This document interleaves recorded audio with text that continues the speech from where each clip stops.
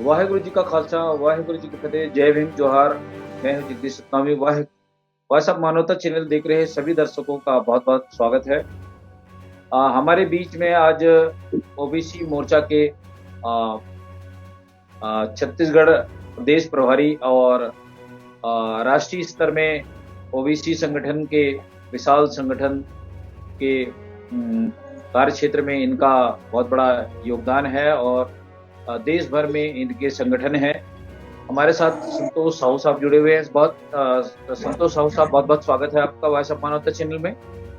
जी धन्यवाद। जिस ढंग से सिंघू बॉर्डर में किसान लंबे समय से आंदोलनरत है और वहां पे अभी एक जो हत्या की घटना हुई है, इस संदर्भ में हम आज की इस चर्चा को जवाब सवाल के रूप में लेंगे। मैं आप एक अधिवक्ता है, कानूनविद भी है, तो मैं आपसे उस घटना के संदर्भ में ही चर्चा करना चाहूंगा कि जिस ढंग से किसान, जो वहाँ के जो किसान हैं, वो शांति से और कानून के दायरे में रह करके अपनी आंदोलन को लगातार जारी रखे हुए हैं अपनी मांगों को लेकर। इस संदर्भ में जो ये घटना वहाँ पे घटी है, इस घटना को लेकर हम से विस्तार से जानना चाहेंगे कि उस घटना को जिस ढंग से सोशल मीडिया में या जो बड़े बड़े जो मीडिया हैं, प्रिंट मीडिया के आईटी सेल की जो मीडिया है, वो कहीं ना कहीं इस मुद्दे को, सत्यता को, जो सही हकीकत को जिस ढंग से देश की जनता के सामने लानी चाहिए, उस संदर्भ में, इस परिप्रेक्ष्य में हम आपके विचार जानना चाहते हैं। सिंघू बॉर्डर में इस घटना को लेकर आप हमारे दर्शकों को बताएं। संतोष साहब। मैं सर्वप्रथम श्री गुरु ग्रंथ साहब को नमन करता हूं और श्री गुरु ग्रंथ साहब जी का जो अपमान हुआ है, वो जो अपमान करने वाले लोग हैं, षड्यंत्र का हिस्सा जैसा कि लोग आशंका व्यक्त कर रहे हैं, तो उन लोगों को भी मैं ऐसे जहां पे श्री गुरु ग्रंथ साहब का सवारी जाता है, पालकी जाता है, बड़े बड़े देश और दुनिया के जो सुरमा हैं, बड़े बड़े ओहदेदार हैं, वो भी खड़े होकर उनको शीश झुकाकर अदब से सलाम करते हैं, उनके आगे शीश झुकाते हैं। देश और दुनिया में अगर श्री गुरु ग्रंथ साहब को supreme book of the world का रिकॉर्ड उनके नाम पे है और वहां पे रात को प्लानिंग के साथ घुसकर अपमान करना, और वहां अपमान करने वाले आदमी को ये पता है कि इनकी गरिमा क्या है, कैसा सिस्टम है, सब जानते हुए भी ऐसा वहां पे घटना घटा। हालांकि मैं ऐसे हत्या का मैं समर्थक नहीं हूं, लेकिन ये जो घटना है, जैसा कि जानकारी आ रहा है कि श्री गुरु ग्रंथ साहब का जगह जगह में अपमान कई बार हो रहा है, जो त्वरित न्याय मिलना चाहिए वो नहीं मिल पा रहा है। ऐसी स्थिति में भारत के लोगों का कानून और व्यवस्था से विश्वास उठ रहा है। ये बहुत ही चिंतनीय बात है, बहुत ये चिंता करने वाली बात है। भारत के सभी नागरिकों को इसकी चिंता है। और मैं एक बात बस कहना चाहता हूं कि जो निहंग सैनिक हैं, 1699 में गुरु गोविंद सिंह जी ने भारत की रक्षा के लिए, भारत के धर्म की रक्षा के लिए 2 सैनिक का निर्माण किए थे। उसमें से एक निहंग सैनिक है और दूसरा सादे वर्दी में साधारण सैनिक थे। तो दोनों सैनिकों का निर्माण गुरु गोविंद सिंह जी 1999 में किए थे। और निहंगों का एक शानदार इतिहास जो है, 320 वर्ष, एक लंबा समय, 320 वर्ष में निहंगों के द्वारा अनेक भारत के दुश्मनों को मुंहतोड़ जवाब दिए हैं। अनेक उनके द्वारा शौर्य और वीरतापूर्ण कार्रवाई पूरे देश के सम्मान में किया गया है। तो ये जो घटना हुआ है, इसको पूरे निहंगों से जोड़कर बताना, सिखिज्म से जोड़कर बताना, ये एक षड्यंत्र को और शंका को और गहरा कर रहा है। हाँ, जिस निहंगों का, जिस व्यक्ति ने ये हत्या किया, जिसने आंखों से देखा कि श्री गुरु ग्रंथ साहब का इसने अपमान किया है, वो श्री गुरु ग्रंथ साहब उसके पैर के नीचे पड़े हुए हैं, वो पूरा वहां रुमाल को खोल दिया है, लेके वो भाग रहा है। जिसने इसको देखा वो पीछा किए, पीछा करने के बाद वो उसको वो दबोच लिए, पकड़ के लाए, और ऐसे स्थिति में वो कल्पना भी नहीं कर सकते थे कि श्री गुरु ग्रंथ साहब का ऐसा बेअदबी से हमारे ही कैंप में घुसकर कोई करेगा। तो ऐसे गुस्से में उन्होंने ये कदम उठाया। तो जिसने कदम उठाया उसको कानूनी कार्रवाई हुई, वो अरेस्ट हो गया। और वही नहीं, 3-4 जो लोग हैं वो अरेस्ट हो गए। और उसमें से जिसने उनको दबोचा है वो परमजीत सिंह है। वो भी जैसा कि शेड्यूल कास्ट का लड़का का हत्या हो गया, शेड्यूल कास्ट का हत्या हो गया, तो हत्या करने वाला भी शेड्यूल कास्ट है। तो ये इस विषय पे मैं बस इतना कहना चाहता हूं कि भारत में कानून को किसी को हाथ में लेने का अधिकार नहीं है, लेकिन भारत में कानून व्यवस्था के ऊपर सवाल बार बार खड़े हो रहे हैं कि त्वरित न्याय नहीं मिल रहा है, न्याय पाने वाले लोग की ठोकरें खा रहे हैं। ऐसा भारत में ना हो, समय पर अपराधी पकड़े जाए, समय पर लोगों को न्याय मिले, भारतीयों को न्याय मिले, ताकि कानून का राज रहे, संवैधानिक मर्यादा रहे। और मैं पुनः एक बार कहना चाहता हूं कि सिखों के 10वें गुरु गुरु गोविंद सिंह महाराज जी ने जो निहंग और साधारण सैनिक का निर्माण किए थे, उनका शानदार इतिहास भारत के इतिहास में दर्ज है। 320 वर्ष का समय कोई छोटा नहीं होता है। उन्होंने भारत के विभिन्न परिस्थितियों में भारत का हिफाजत किया है, भारत के लोगों का हिफाजत किया है। भारत के गुरु गोविंद सिंह जी ने तो भारत में ब्राह्मण धर्म, ये जो दोहा है कि ना मैं बात कहूं अब की, ना मैं बात कहूं तब की, अगर गुरु गोविंद सिंह जी नहीं होते तो सुन्नत होती सबकी, ऐसा उदाहरण है देश के अंदर।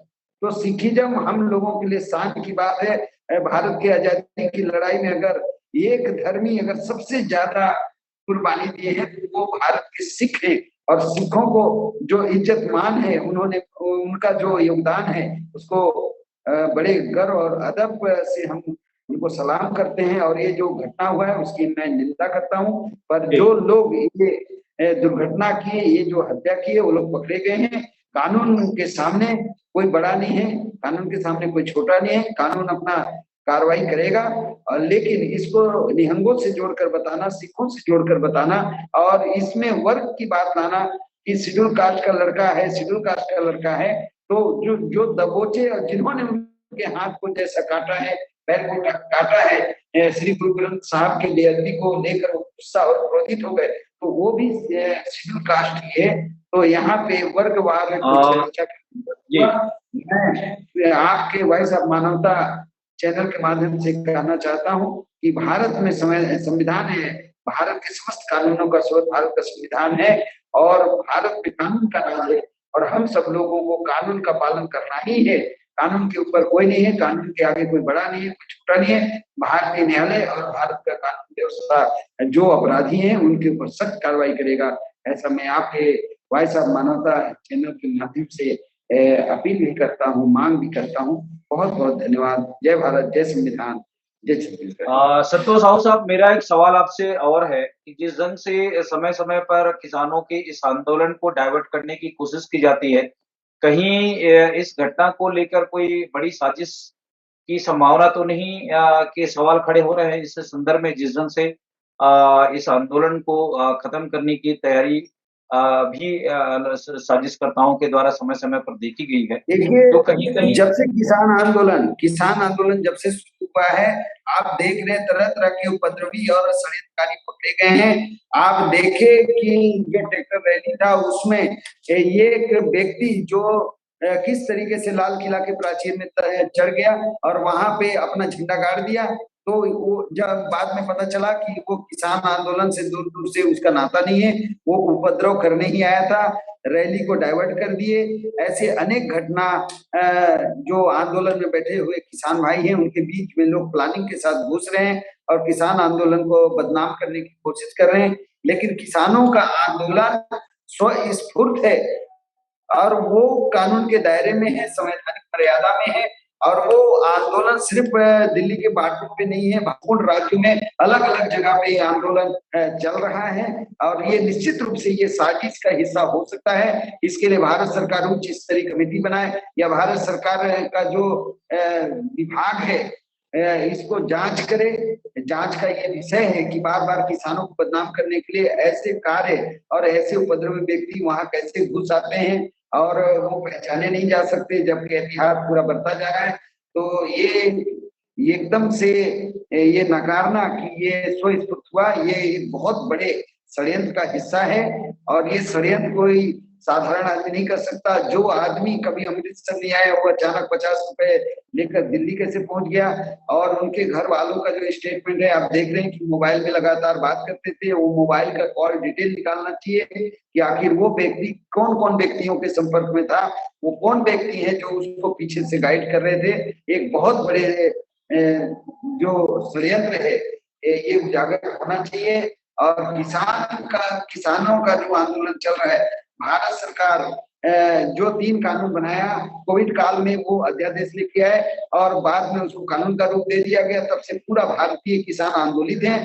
भारत सरकार वो तीनों कानून को वापस ले और एक निश्चित कम से कम दर पे किसानों के उपज का मूल्य निर्धारित कर दे। धान का, गेहूं का, जो दाल है, सब्जी है, फल है।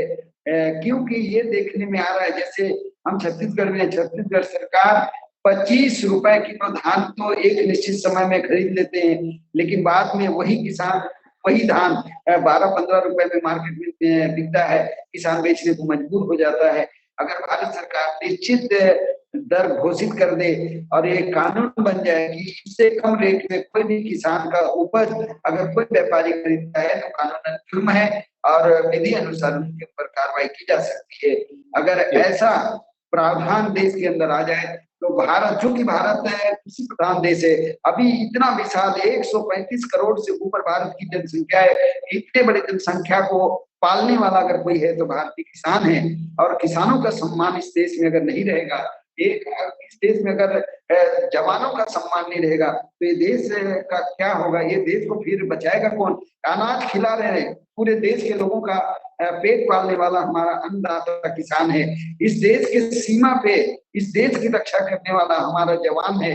जवान कौन है, वो भी किसान का ही बेटा है। तो ऐसे परिस्थितियों में किसान आंदोलन को बदनाम करना, वहां बार बार साजिश होना, इसकी मैं कड़ी निंदा करता हूँ। देश भर में हमारे जो संगठन है, हमारे पदाधिकारी कार्यकर्ता हैं, उनसे भी हम बार बार अपील करते हैं कि कानून संवैधानिक दायरे में रहकर कानून का पालन करते हुए आंदोलन को करना है। क्योंकि ये हमारा देश है। हमारे देश में हमारे महान पुरुषों ने संविधान बनाया है और भारत के समस्त संविधान के आधार पे भारत के समस्त कानूनों का स्रोत हमारा संविधान है।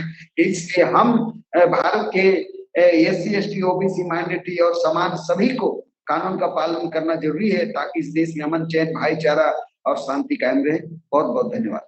जी, संतोष साहब, मैं आखिरी सवाल आपसे और करना चाहूंगा। जिस ढंग से भारत के जो जनता है या अन्नदाता जो किसान है और उत्तर भारत के जो जितने भी राज्य हैं, वो करीब कहीं न कहीं भारतीय जनता पार्टी को या वर्तमान सरकार को उन्होंने सपोर्ट किया और उनकी वोट से ही मेरे ख्याल से जो जिस ढंग से जो एक सर्वे मिलता है उत्तर भारत के जो किसानों ने उन्होंने इस सरकार को विश्वास जताया और अच्छे दिन लाने की दिशा में जो किसानों की जो उम्मीद थी अ, वो कहीं न कहीं इस काले कानून को लेकर, किसानों की इस बिल को लेकर उनके दिलों में एक गहरा आघात लगा है। क्योंकि जिस ढंग से किसान नेता जो टिकैत हैं, उन्होंने भी रोते हुए कहा था कि मैं दिल से जनता पार्टी को मानता था और मेरी जाति, समाज, धर्म के लोगों ने, हमारे राज्य के लोगों ने इस सरकार को बनाने में और बैठाने में बहुत बड़ा योगदान है।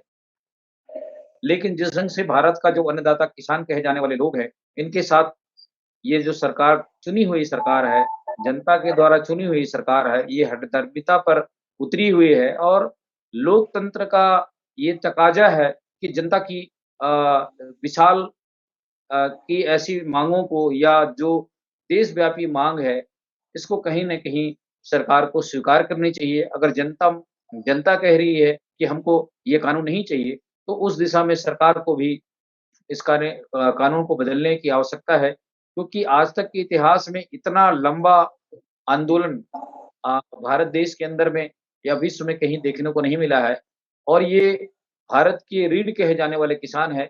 इस संदर्भ में हम आपकी अंतिम प्रतिक्रिया चाहते हैं कि आखिर सरकार जो है, इन किसानों को लेकर जनता के ऊपर ऐसी हठधर्मिता क्यों बरत रही मैं है? इस विषय पे ही कहना चाहता हूँ, जैसा कि आपने भारतीय जनता पार्टी का नाम लिया। भारतीय जनता पार्टी के घोषणा पत्र में था, वो उसके घोषणा पत्र के आधार पे वो अभी तक भारत के लोगों को जो कहे थे उसको पूरा नहीं कर पाए। जैसे भारत के प्रधानमंत्री माननीय नरेंद्र मोदी जी ने कहा था कि हम प्रति वर्ष भारत के लोगों को 2 करोड़ रोजगार नौकरी देंगे, उनका कोई पता नहीं है। उन्होंने कहा था कि हम स्मार्ट इंडिया बनाएंगे, हम इस देश में 100 से शहर विकसित करेंगे, हम इस देश में बुलेट ट्रेन लाएंगे, और ना मालूम क्या क्या बातें कहे थे। किसानों के लिए तो उन्होंने ये कहा था, महंगाई के लिए कहा था। महंगाई देखिए, जब इस देश में बीजेपी का गवर्नमेंट केंद्र में नहीं आया था तो डीजल पेट्रोल 65 रुपए था, आज 100 रुपए हो गया, 103 रुपए हो गया। रसोई गैस 350 से 400 के अंदर था, आज लगभग 900 और 1000 के बीच में हो गया।